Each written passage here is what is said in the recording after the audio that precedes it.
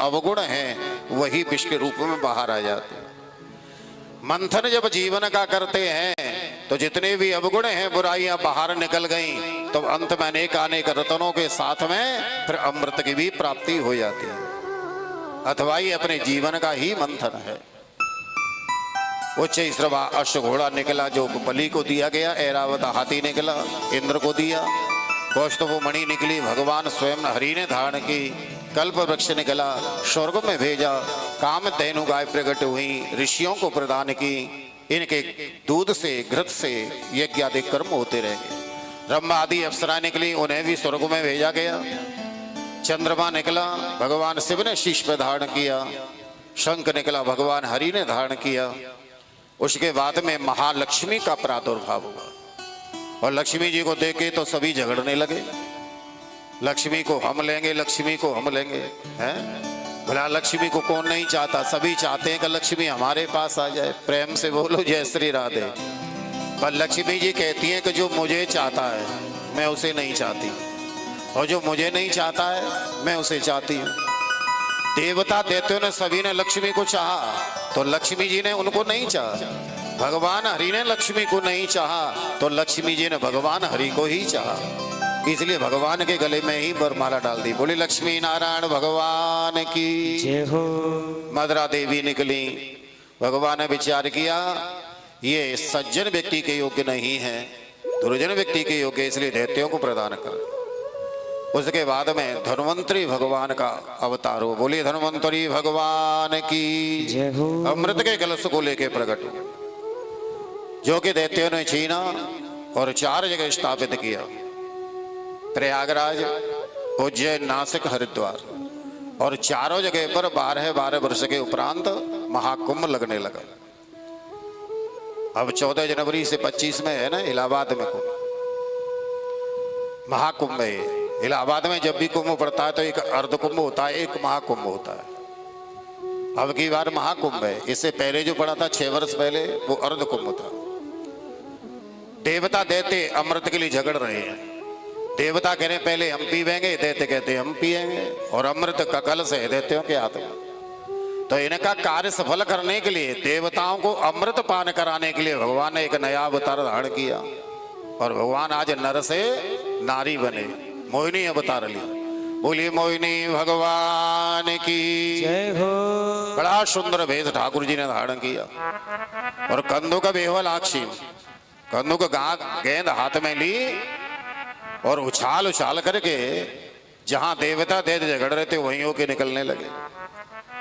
एक दैत्य की दृष्टि बढ़ गई, देखा ओ कितनी सर्वांग सुंदर स्त्री जा रही है, मैंने अपने जीवन काल में इतनी सुंदर स्त्री पहले कभी नहीं देखा। और ऐसा विचार करके बलि के पास गए, राजन आप अमृत के लिए झगड़ रहे हैं, देखिए ना कितनी सुंदर स्त्री जा रही है। बलि देखते ही दौड़ पड़ा, आकर के मार्ग को अवरुद्ध कर दिया। देवी कहां से आई हो, कहां जा रही हो, आपका नाम क्या है, किस गोत्र की हो? मोहिनी भगवान मुस्कुराते हुए बोले ये सब कुछ आप हमें क्यों पूछ रहे हो? अरे आप हमें तो जानती होंगी ना, मेरा नाम तो सुना होगा। नाम मेरा नहीं सुना होगा तो मेरे पिताजी का नाम सुना होगा। मेरा नाम बलि है, मैं दैत्यों का राजा हूं, और मेरे पिताजी का नाम विरोचन है। और पिताजी का नाम भी नहीं सुना होगा तो मेरे दादाजी का नाम तो आपने अवश्य सुना होगा। मेरे दादाजी का नाम है श्री कश्यप जी। मोहिनी भगवान मुस्कुराते वो बोले राजन उनको तो हम भली प्रकार से जानती हैं, पहचानती हैं, पर आपने हमें रोका क्यों? अरे न तो मैं ये जानती हूं कि मैं कहां से आई हूं, और न मैं ये जानती कि कहां जा रही हूं। मेरा नाम क्या है, मेरे माता पिता कौन है, गोत्र क्या, ये सब कुछ मैं नहीं जानती। मैं तो बस इतना जानती हूं कि मैं पुष्यली स्त्री हूं, अपनी स्वेच्छा से सर्वत्र भ्रमण करती रहती हूं। पर आपने क्यों रोका? देखो जी, हमने समुद्र मंथन किया देवताओं के साथ मिल करके, उसमें से अमृत निकला। अब हम दैत्य कह रहे हैं कि अमृत का पान पहले हम करेंगे, और देवता कह रहे हैं पहले हम करेंगे। आप अच्छे समय पे आइए हो, आप इसका निर्णय कर दीजिए ना। राजन हमने कहा ना कि हम पुष्यली स्त्री हैं, और जो ज्ञानी जन होते हैं विद्वान जन जो होते हैं वो पुंसली स्त्री पर विश्वास नहीं करते। नदी पर, नदी नाम, अखी नाम, श्रृंगी नाम, इन पर विश्वास नहीं करना चाहिए। नदी में भले ही आप प्रतिदिन निकल रहे हैं पर कभी विश्वास मत करो। हो सकता है कि वहां भंवर पर के गड्ढा बन जाए तो डूब भी सकते हैं। श्रृंगी नाम, जिस पशु के सींग हो चाहे कितना भी सीधा हो फिर भी विश्वास मत करो। नखी नाम, जिसके लंबे लंबे नाखून हो, प्रेम से बोलो जय श्री राधे, है जिसके लंबे नाखून हो उसका भी विश्वास नहीं करना चाहिए। वो आजकल तो फैशन है ना लंबे नाखून रखने की, इनका विश्वास नहीं करना चाहिए। हास प्रयास में यदि सीधा हाथ चला गया चेहरे पे तो 6 इंची की धारी बन के आएगी, है विश्वास नहीं। बालक के, छोटे बालक से मित्रता नहीं करनी चाहिए। छोटे अबोध बालक से मित्रता करोगे तो क्या चल पाएगी? ये नीते हैं। तो यही भगवान कह रहे हैं। बलि बोला आप जो कह रही हैं वो उचित है, पर मुझे पूर्ण विश्वास है कि आप जो भी निर्णय लोगी वो मेरे हित में लोगी। और इतना कहती मोहिनी भगवान के हाथ में अमृत का कलश दे दिए। भगवान बोले राजन, इस अमृत के बारे में तुम्हें कोई ज्ञान है? जानते हो? कोई ज्ञान नहीं है, मैं जानती हूँ।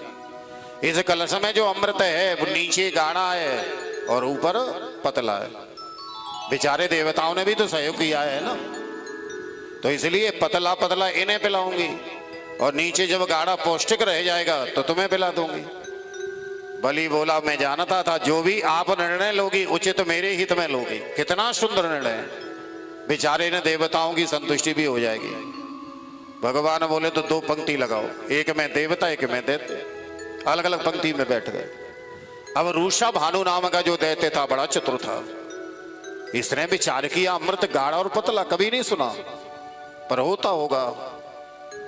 ये देवताओं का भेष बना लेता था। इसने विचार किया कि मैं देवता बन करके पहले पतला पीऊंगा, जो दैत्य तो हुई तो गाढ़ा तो मिलेगा ही। और ऐसा विचार करके सूर्य चंद्रमा के मध्य में जाके बैठ गए। भगवान ने इन्हें अमृत पान कराना प्रारंभ किया तो एक नेत्र से देवताओं को अमृत पान करा रहे हैं और दूसरे नेत्र से दैत्यों को मोहित कर रहे थे। सूर्य को पिलाया, दैत्य को पिलाया, चंद्रमा को पिलाया। तब सूर्य चंद्रमा ने संकेत किया हो ये तो प्रभु दैत्य है। भगवान ने उसका चक्र सुदर्शन से शिरच्छेदन कर दिया। अभी अमृत पान कर चुका था इसलिए इसका प्राणांत नहीं हुआ और इसके 2 नाम पड़ गए, राहु और केतु। ग्रहों में स्थान दे दिया, भगवान वहां से अंतर ध्यान हो गए। बोलिए मोहिनी भगवान की। बलि ने देखा अरे कोई साधारण नारी नहीं थी, ये तो छलिया विष्णु था, हमें चल करके चले गए। अब देवताओं ने अमृत का पान कर लिया था इसलिए शक्तिशाली बलशाली हो गए और यहीं पर इनका देवासुर संग्राम छिड़ गया।